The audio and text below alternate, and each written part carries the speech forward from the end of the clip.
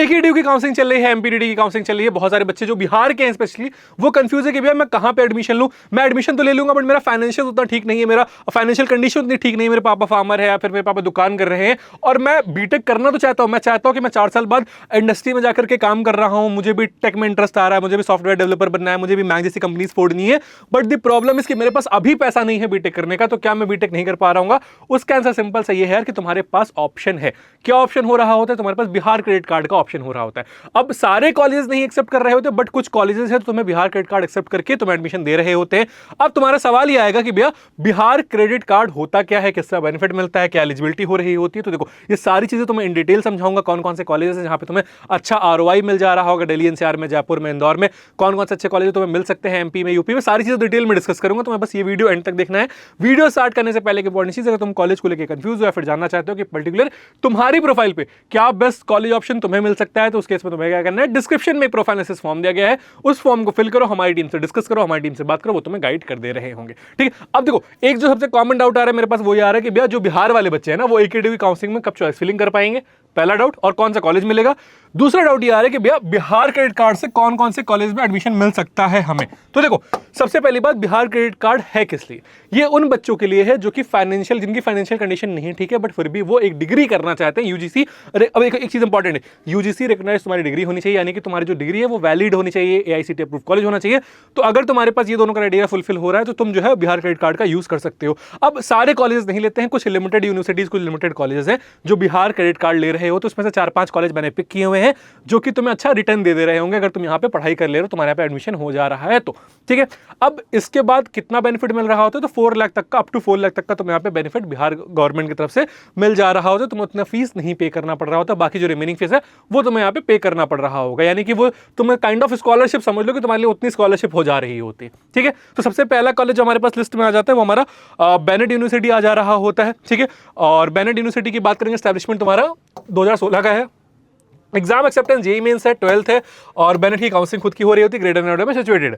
ठीक है, फीस की बात करेंगे तो 19 लाख के अराउंड तुम्हारी फीस जा रही होती है। अब देखो एक जो निगेटिव चीज है इस कॉलेज के साथ वो ये है कि तुम्हारी फीस यहाँ पे ज्यादा जा रही होती है। अगर तुम ऑलरेडी, अगर तुम्हारे पास बजट है कि भैया मेरे पास 10-12 लाख का बजट है, ठीक है, बीटेक करने का, तो फिर मैं इस ऑप्शन को एक बार को कंसीडर करूंगा। अगर मेरे पास और कोई ऑप्शन नहीं हो रहा है तो कि मैं बात कर रहा हूं, अगर तुम्हें काउंसलिंग से टॉप कॉलेज मिल रहे हैं, नो डाउट तुम्हें वहां जाना चाहिए। ठीक है, बट अगर तुम्हारे पास कॉलेज ऑप्शन नहीं बच रहा है, ठीक, तुम्हें लास्ट ऑप्शन है, तो फिर तब तो मेरिट यूनिवर्सिटी तरफ, क्योंकि इन्वेस्टमेंट बहुत बड़ी है, ठीक, और आरओआई उतना शायद जस्टिफाई नहीं हो पा रहा अगर तुम एक जो है सिर्फ आरओआई ओरिएंटेड कॉलेज में जाना चाह रहे हो। बट अगर ये देख रहे हो कि मुझे कॉलेज लाइफ भी ठीक ठाक चाहिए, तो उस केस में फिर भी एक बार को तुम कंसीडर कर सकते हो, देख लेना। ठीक है, 10 से 12 लाख का तुम्हारे पास ऑलरेडी इन्वेस्टमेंट है और फिर तुम्हें यहाँ पे चाहिए कि नहीं, ठीक है भैया मैं बिहार क्रेडिट कार्ड का यूज करके यहाँ पे एडमिशन ले लूंगा तो मेरी फीस कवर हो जाएगी, तो उस केस में देख लेना। एवरेज पैकेज की बात करेंगे तो कॉलेज 9 to 10 लाख क्लेम करता है, बट मैं तुम्हें ऑनेस्ट पैकेज बताता हूँ कि यहाँ पे तुम्हें जो पैकेज मिल रहा होता है वो कहीं ना कहीं 7 लाख के अराउंड यहाँ पे एवरेज पैकेज तुम्हारा जा रहा होता है, और 80% ऑफ द बैच की ही प्लेसमेंट हो रही होती है। तो तुम्हें इस चीज का ध्यान रखना है कि यानी कि तुम्हें अगर 100 बच्चे हैं बैच में तो 80 स्टूडेंट में आना पड़ेगा जिनकी प्लेसमेंट हो रही होगी, तो यानी कि तुम 15-16 लाख रुपए इन्वेस्ट भी कर रहे होगे, फिर भी चांसेस है कि तुम्हारी प्लेसमेंट नहीं हो। तो तुम्हें अपने किसी भी कॉलेज में तुम जाओ, ये फैक्टर हमेशा कॉमन रह रहा होता है, तो तुम्हें क्या करना है, अपने आपको टॉप वाली लिस्ट में रखना ही रखना है। ठीक है, हाईएस्ट पैकेज तुम्हें यहाँ पे 1.37 CR का देखने को मिल जा रहा है, कट ऑफ ऐसा कुछ कट ऑफ नहीं है, बाकी तुम्हें यहाँ पे एडमिशन मिल जा रहा होता है। ठीक है, दूसरा जो हमारे पास कॉलेज है वो है हमारे पास ऑल्टा स्कूल ऑफ टेक्नोलॉजी। अब बहुत सारे बच्चे सवाल करते हैं कि भैया मुझे न्यू एज इंजीनियरिंग कॉलेज में जाना है। ठीक है, अब मेरे पास न्यू एज इंजीनियरिंग कॉलेज में क्या ऑप्शन है और कौन सा कॉलेज है जो है बिहार क्रेडिट कार्ड एक्सेप्ट कर रहा होता है? तो अभी मुझे जो एक कॉलेज पता चला है न्यू एज इंजीनियरिंग कॉलेज में, वो है ऑल्टा स्कूल ऑफ टेक्नोलॉजी, जो तुम्हारा बिहार क्रेडिट कार्ड एक्सेप्ट कर रहा होता है। बट कौन कौन से कैंपसेस में? देखो टोटल इनके 5 कैंपसेस है। ठीक, एक तुम्हारा सोनीपत में कैंपस है, फिर तुम्हारा जयपुर में है, इंदौर में है, पुणे में है और हैदराबाद में, 5 कैंपसेस हैं इन टोटल। बट उसमें से सिर्फ और सिर्फ 2 कैंपस ही बिहार क्रेडिट कार्ड एक्सेप्ट कर रहे होते हैं। तो अगर तुम्हें ऑल्टा में एडमिशन लेना है तो तुम्हें इन 2 कैंपसेस में एडमिशन लेना पड़ रहा होगा। पहला है तुम्हारा सेज इंदौर का कैंपस, ठीक है, मतलब इनका टाई अप है सेज इंदौर के साथ और इंदौर में इनका कैंपस चल रहा होता है सेज इंदौर में, तो तुम्हारे पास सेज इंदौर का ऑप्शन आ जा रहा होगा। दूसरा तुम्हारा जयपुर का वीजीयू कैंपस है, ठीक है, जहां पे तुम्हारा एडमिशन हो सकता है ऑल्टा के बिहार क्रेडिट कार्ड से। ठीक, तो टोटल जो तुम्हारी फीस जा रही होती है इन कैंपसेस की, वो जा रही होती है 10 लाख के अराउंड, ट्यूशन फीस है तुम्हारी। अब इसमें से अगर तुम्हें 4 लाख बिहार क्रेडिट कार्ड से मिल जाएगा तो तुम्हारे पास जो टोटल फीस बचेगी वो 6 लाख के अराउंड तुम्हारी यहाँ पे फीस बच रही होगी, जो कि तुम्हें खुद से पे करना है। अब अगर एक तुम न्यू एज इंजीनियरिंग कॉलेज को टारगेट कर रहे हो कि नहीं भैया ठीक है, मुझे अपने आप को इंडस्ट्री के लिए रेडी करना है, मुझे कोई अच्छा ट्रेडिशनल मतलब जो कॉलेज होते हैं ना हमारे normal college, IIT, NIT, IIIT, GFTIs या फिर टॉप के state government engineering college, top के स्टेट प्राइवेट इंजीनियरिंग कॉलेज, अगर मुझे ये नहीं मिल रहे हैं और मुझे न्यू एज इंजीनियरिंग कॉलेज में जाना है, क्योंकि मुझे पता है कि फ्यूचर में मेरे लिए इंपॉर्टेंट स्किल्स होने वाली हैं। डिग्री तो चलो ठीक है, डिग्री मेरे पास होनी चाहिए, बट सबसे ज्यादा इंपॉर्टेंट है कि मेरे पास स्किल्स भी होनी चाहिए जो कि मुझे इंडस्ट्री में प्लेसमेंट दिला दे रही होंगी, ठीक है। तो फिर मैं एक न्यू एज इंजीनियरिंग कॉलेज की तरफ जाऊंगा। अब बिहार के साथ एक प्रॉब्लम ये आती है बिहार वाले बच्चों के साथ कि अफोर्डेबिलिटी बहुत इंपॉर्टेंट होती है उनके लिए, कि भैया ठीक है मैं पैसा कम इन्वेस्ट कर पाऊंगा, मेरी फाइनेंशियल कंडीशन शायद ठीक नहीं है तो मैं पैसा कम इन्वेस्ट कर पाऊंगा। उस केस में क्या मेरे पास new age engineering college option है? तो बिल्कुल है, तुम्हारे पास ऑल्टा का ऑप्शन तुम्हारे पास होने वाला है, क्योंकि बाकी सारे कॉलेज की अगर मैं बात करूंगा तो वहां पे तुम्हारी फीस थोड़ी सी हाईयर एंड पे जा रही होती है, ठीक है। तो अब इसके लिए इंपॉर्टेंट क्या है कि तुम्हारा एग्जाम जो है यहाँ पे होता है इनका, ठीक, एग्जाम तुम्हारा ASAT हो रहा होता है, ऑल्टा एप्टीट्यूड टेस्ट इनका हो रहा होता है, ASAT का एग्जाम हो रहा होता है, जो कि आई गेस 20 जुलाई को होने वाला है, if I am not wrong, ठीक है। एक बार मैं इसकी ना लिंक और एग्जाम डेट वगैरह, एग्जाम डिटेल वगैरह डिस्क्रिप्शन में डाल दूंगा, तो जाकर के वहां पे चेकआउट कर लेना। और आई गेस इन्होंने एक, कभी मैं गूगल पे सर्च करा था, इनका एक कूपन कोड चल रहा है ऑल्टा 80 करके, ठीक है। तो अगर तुम कूपन कोड यूज कर लोगे तो जो तुम्हारी 1000 रुपीज की फॉर्म फीस होती है ना, वो 200 की हो जा रही होगी, तो यानी कि तुम्हें उस पर भी डिस्काउंट मिल जा रहा है, तो तुम जाकर के चेकआउट कर सकते हो अगर तुम्हें एक न्यू एज इंजीनियरिंग कॉलेज में एडमिशन चाहिए तो, ठीक है।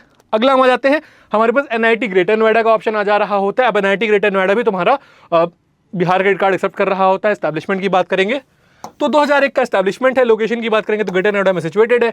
एग्जाम एक्सेप्टेंस की बात करेंगे तो जेईई मेंस तुम्हारा एग्जाम एक्सेप्ट कर रहा होता है और एग्जीक्यूटिव काउंसलिंग से तुम्हें यहाँ पे एडमिशन मिल जा रहा होता है। फीस की बात करेंगे तो 7 to 8 लाख तुम्हारी फीस जा रही होती है। 4 लाख बिहार क्रेडिट कार्ड से मान लो तो 4 लाख तुम्हें फीस यहाँ पे लगानी पड़ रही होगी। एवरेज पैकेज 4.5 से 5 तक का मिल जाता है अगर तुम CSE या फिर CSE रिलेटेड ऐसी ब्रांचेस लेते हो।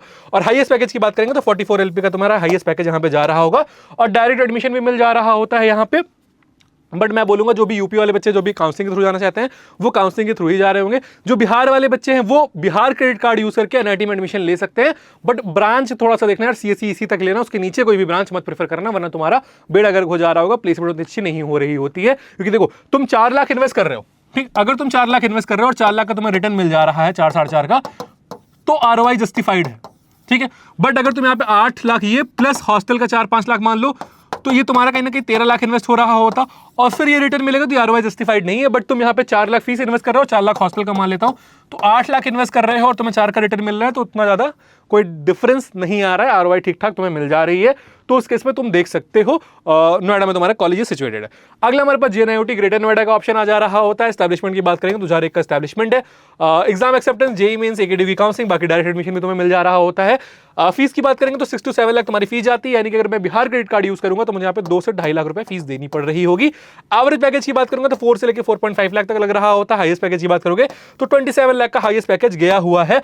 अब अगर तुम्हारी रैंक बहुत ज्यादा है, यानी कि 10, 11, 12, 13 लाख तुम्हारी रैंक आई हुई जेईई में, तब तुम JNIOT में एडमिशन ले सकते हो, वरना मैं नहीं सजेस्ट करूंगा कि तुम्हें JNIOT में फिर एडमिशन लेना चाहिए। मतलब ठीक है, लास्ट ऑप्शन है तुम्हारे पास, तुम्हें कोई अच्छा कॉलेज नहीं मिल रहा है, मैं हर केस में यही बोल रहा हूं कि अगर तुम्हारे पास ये लास्ट ऑप्शन हो रहा है तो फिर जाकर एडमिशन तुम ले सकते हो। बट एक चीज मेक श्योर करना कि किसी भी काउंसलर वगैरह के थ्रू मत जाना, कॉलेज में जाना, कॉलेज वालों से बात करना और वहां से एक प्रॉपर प्रोसेस के थ्रू, प्रोसेस चैनल के थ्रू एडमिशन लेना, वरना बहुत बार काउंसलर फंसा देते हैं बच्चों को कि बिहार क्रेडिट कार्ड के नाम पे एडमिशन करवा देते हैं, बट फिर बाद में बिहार क्रेडिट कार्ड लग नहीं रहा होता है, ठीक है।